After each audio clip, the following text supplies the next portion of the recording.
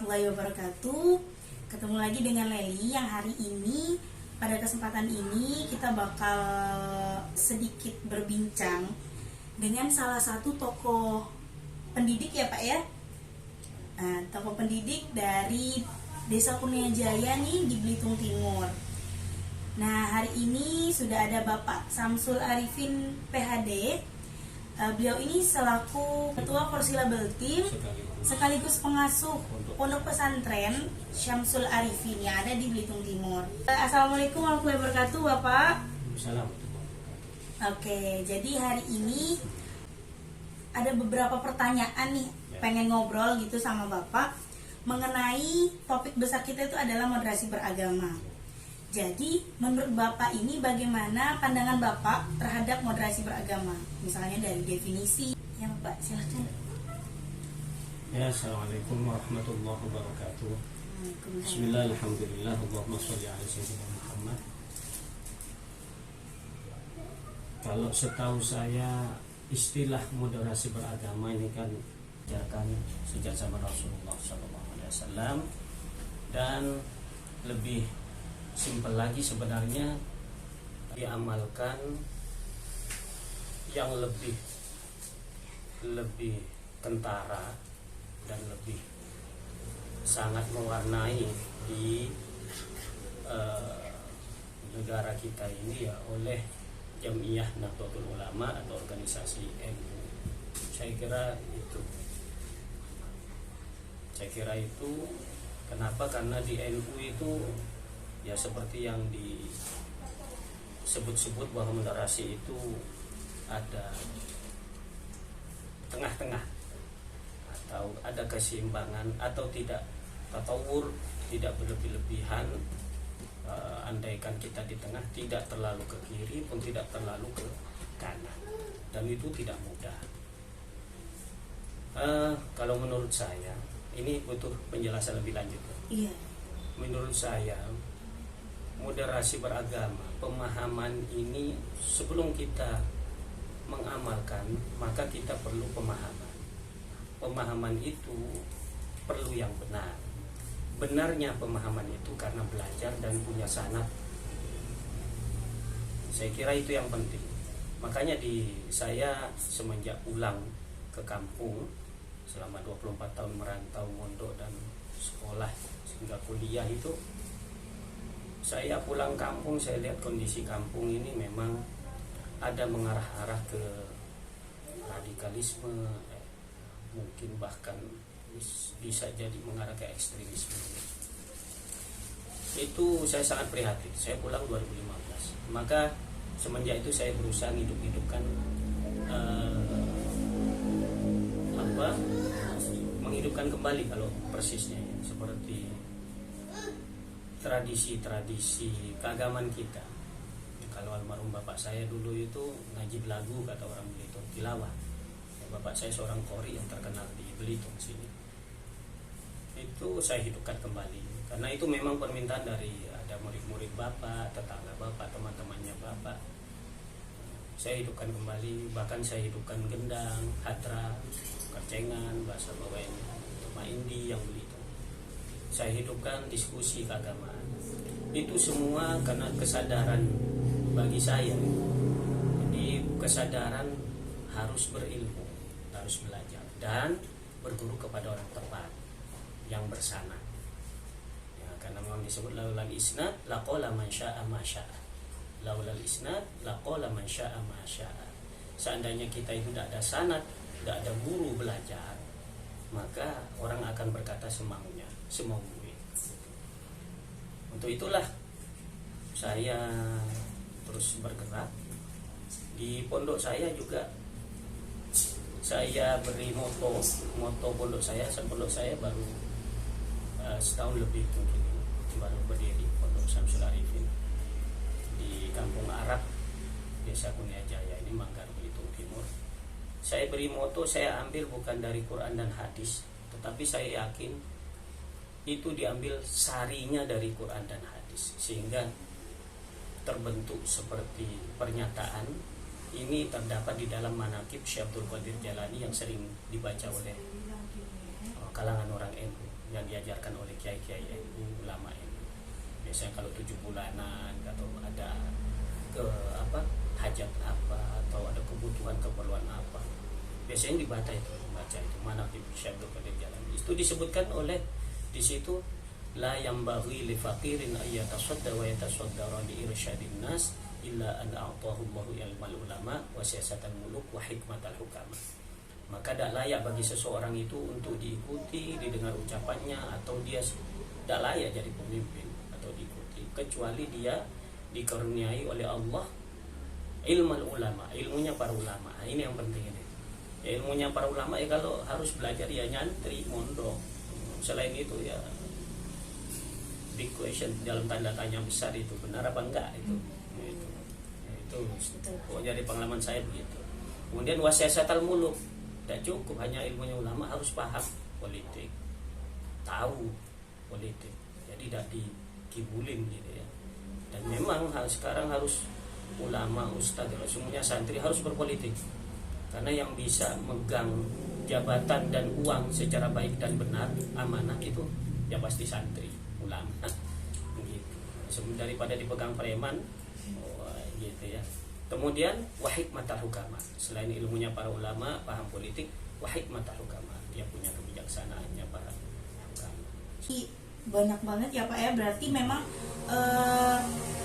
pemahaman tentang moderasi beragama itu sebenarnya nggak sesempit itu, banyak hubung kait dengan kegiatan-kegiatan kita yang ada di sosial ya Pak ya, berarti betul.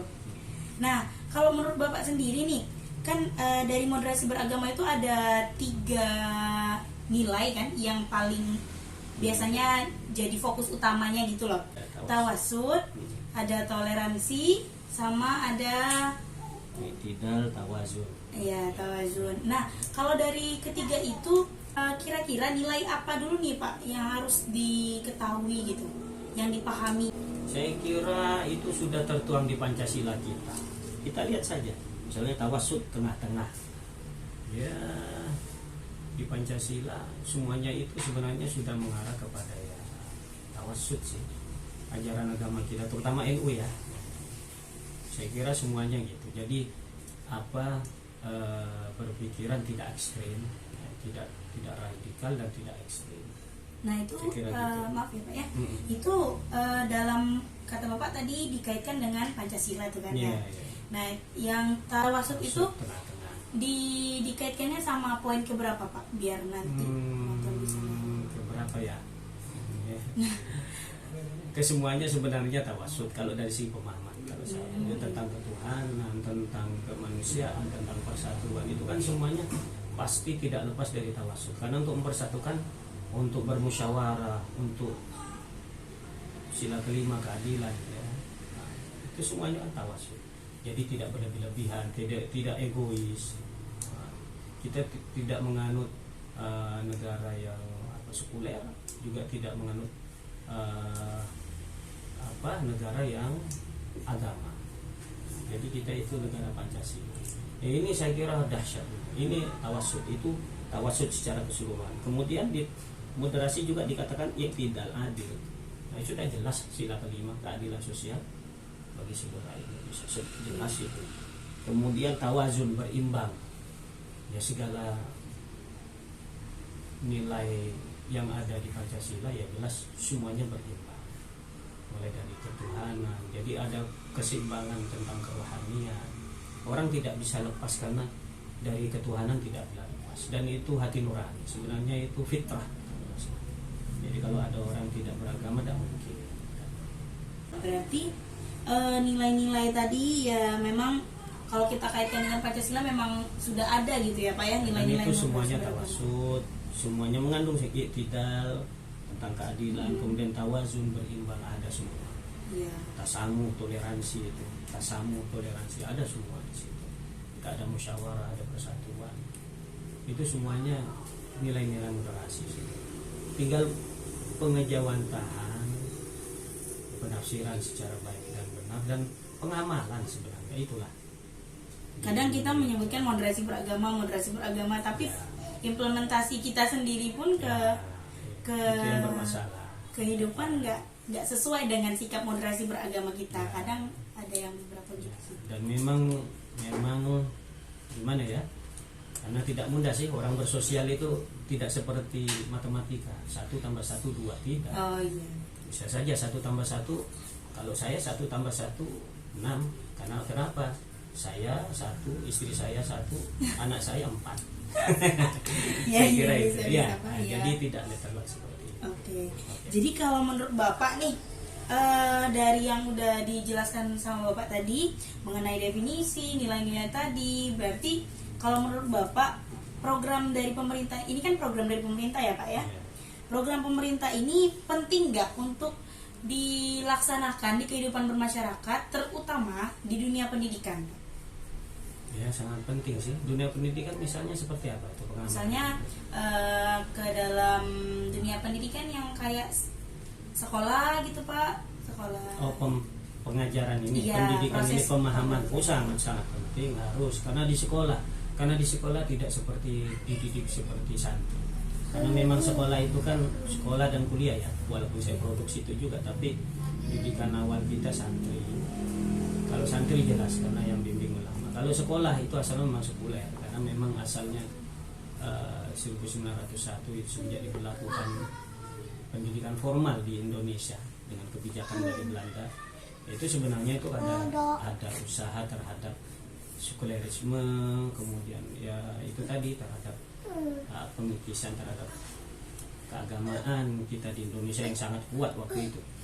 Yang notabene adalah dunia pendidikan pesantren di Indonesia. Tapi semenjak ada sekolah ini kan pendidikan sekuler. Oh, Gitu loh. iya, betul. Tapi oleh NU, sekali lagi NU sangat moderat. Mm-mm. Itu dielaborasi, ditampung oleh NU. Malah sekarang semenjak saya SMP MTS, saya sekolah keluar dari kampung sini ke Jawa sana, itu di pondok-pondok yang dulu tidak ada sekolah, ada semua sekolah, bahkan perguruan tinggi Oh. sekarang S1 Sekarang udah S2 banyak ya, Pak, ya? bahkan iya di pondok saya Nurul Jadid malah wah lebih dahsyat. Berarti udah mengalami perkembangan, Ya, walaupun di dia pondok saya Darul Ulum itu termasuk pondok pesantren Darul Ulum itu yang punya universitas pertama di Indonesia. Oh. Yaitu Darul Ulum itu. Yang Nurul Jadid ini baru-baru juga, setelah saya tahun 91 itu sudah ada Institut Agama Islam. Sekarang sudah universitas semua gitu. Saya kira itu termasuk sifat tawasud yang diamalkan oleh ulama-ulama kita. Itulah yang patut. Makanya kata saya itu penting punya ilmunya ulama, dan penting juga tahu politik, penting juga ya jadi orang yang bijaksana. Penting 3 hal ini. Itu moto dari pondok pesantren saya. Jadi kalau mau moderat ya harus punya ilmu dong, harus belajar dong. Iya. Belajar Supaya tidak menyalahgunakan kata moderat tadi ya Pak Iya. ya. Karena dalam berpendapat pun ketika orang membawa kata moderat itu berarti mereka harus udah punya tanggung jawab di dalamnya dengan kata moderat itu kayak. Ya, punya tanggung jawab dan memang belajar secara tepat dan benar kepada guru yang benar. Gitu. Apa sih maknanya? Apa sih yang dimaui oleh istilah moderat oleh pemerintah kan gitu. Kemudian dicarilah di situ dari referensi agama, disesuaikan dengan pengetahuan umum, istilah-istilahnya itu saja. Saya kira praktik itu sudah dari dulu nenek moyang kita. Karena kalau tidak ada moderasi, kalau tidak ada moderat, kita tidak akan ada negara. Kita tidak akan tenang sebagai bangsa Indonesia, tidak akan ada negara Indonesia. Kalau tidak ada moderat, tidak ada sifat moderat di bangsa kita. Iya, berarti itu sudah ada. memang dari dulu tuh udah punya kita sudah memiliki patokan moderasinya itu, cuman bentuk bentuknya, kemudian implementasinya, kemudian apalagi ya, pengembangan dari pemahaman itu di dalam masyarakat kan sangat luas. Apa yang harus dimudarat, apa yang harus sebenarnya ini bisa saja yang tidak boleh mudarat, ini harusnya ya misalnya ini tidak boleh tawar menawar, ini tidak ada mudarat nih dalam hal apa, akidah misalnya tidak bisa ditawar-tawar. Itu adalah akidah, dan itu jelas dalam agama kita, lakum dinukum waliyaddin, sudah itu agama. Jadi maksudnya ya dalam hal keyakinan ya pribadilah. Tapi kalau dalam bersosial kita negara Indonesia, sudah kita saling menghargai, lakum dinukum waliyaddin, sudah silakan. Tapi dalam hal akidah ya musik-musik. Tapi dalam pembicaraan akidah itu bisa berkembang, pengetahuannya bisa berkembang, maksudnya bisa didialogkan. Bisa berdiskusi ya, di dalamnya gitu. Itu akidah, apalagi yang syariat. Yang syariat ini tentang ubudiyah, amaliyah, tentang maksudnya tentang hal ibadah, itu saja masih banyak perbedaan pendapat. Ya kan gitu kan? Dan itu harus berdasarkan ilmu, guru, itu kan penting. Saya kira itu kembali ke ilmu, lagi-lagi ilmu. Bagi saya itu sangat penting. Makanya saya mulai dari 2015 saya pulang itu saya bergerak, semuanya sebenarnya saya mengarahkan masyarakat saya untuk ayo belajar ngaji, kalau istilahnya kalau di Jawa kan. Tapi kalau orang sini kalau bilang ngaji nanti dikira ngaji Quran, tidak hanya itu, padahal beda kan? Luas ya. Iya, karena maksudnya ngaji itu ya ngaji semuanya, ya ngaji perbedaan Quran, ngaji ya masalah kita, masalah lain-lain sebagainya, ilmu umum itu juga ngaji kalau istilah di pondok kan. Beberapa kegiatan yang sudah Bapak lakukan di pondok Bapak yang menurut Bapak itu ini kena nih sama moderasi beragama. Sebenarnya bukan hanya semenjak ada pondok, semenjak saya bergerak secara moral ya, moral sosial semenjak 2015, sebelum ada pondok, sebelum ada Forsila, saya bergerak tanpa nama. Itu semuanya kan pergerakan itu sebenarnya hal-hal yang moderat, menjaga tradisi kayak gendang, ngaji belagu, itu kan sebenarnya pertentangan banyak, ada yang setuju, tidak setuju. Ini ada yang mengatakan bid'ah, gendang itu bid'ah, tidak ada sama Rasulullah, tidak boleh musik, ya kan gitu kan.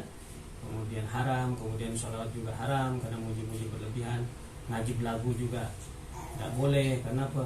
Karena ngaji belagu itu tidak diajarkan oleh Rasulullah, karena Quran bukan hanya untuk ibadah, bukan hanya untuk dilakukan, Quran itu harus dipelajari kan gitu. Tapi tidak, bagi kita di NU itu semuanya ditampung, karena untuk orang mau belajar mengkaji agama ya harus sering-sering baca dong. Cuma untuk menarik orang gimana mau baca ya gitu, dengan ngaji belagu, karena dengan seni suara kan gitu enak, nanti dia akan terus belajar bagaimana tajwidnya, bagaimana pemahamannya, masuklah ke cerdas cermat, ada syarhil Quran, ada tulis ilmiah sekarang ya kan di dalam MPQ macam-macam itu cerdas cermat. Ya tadi kembali ke moderasi, maksudnya kita itu ingin memperkenalkan, memahami agama itu sangat kompleks, luas gitu. Mulai dari hal yang terendah, terkecil hingga yang tertinggi, yang terluas yang ya. Kalau di pondok, saya buat pondok itu lebih terorganisir. Jadi santrinya lebih mungkin disiplin, jelas. Kalau sebelum ini kan di Forsila, forum silaturahmi kan bebas. Lebih ke forum diskusi gitu ya Pak ya. Jadi orangnya datang yang enggak gitu. Jadi kalau pondok kan jelas, ini udah datang ya dipecat gitu. Saya kira itu. Oke Bapak. Banyak sekali. Ya ini cukup konkret ya, moderasi beragama yang dijelaskan oleh Bapak Samsul Arifin itu memiliki dasar. Yang penting kata si Bapak itu, moderasi beragama itu bisa kita aplikasikan asalkan berilmu ya Pak ya. Oke, jadi nilai berilmu dan berguru. Berguru dan berilmu. Jadi info pentingnya itu adalah ilmu dan guru. Nah, Bapak terima kasih banyak atas kesempatan dan waktunya sudah bersedia saya ajak ngobrol sedikit tentang moderasi beragama. Saya akhiri, wabillahi taufiq wal hidayah. Wassalamualaikum warahmatullahi wabarakatuh. Terima kasih Bapak. Oke, jadi itulah podcast atau ngobrol bareng bersama Bapak Samsul Arifin PhD, yang dimana beliau juga adalah pengasuh dari Pondok Pesantren Syamsul Arifin sekaligus Ketua Forsila Belitung Timur, yang merupakan forum diskusi ya. Kita tutup acara atau kegiatan kita pada hari ini dengan melafazkan hamdalah, alhamdulillahirabbil alamin, Wassalamualaikum warahmatullahi wabarakatuh.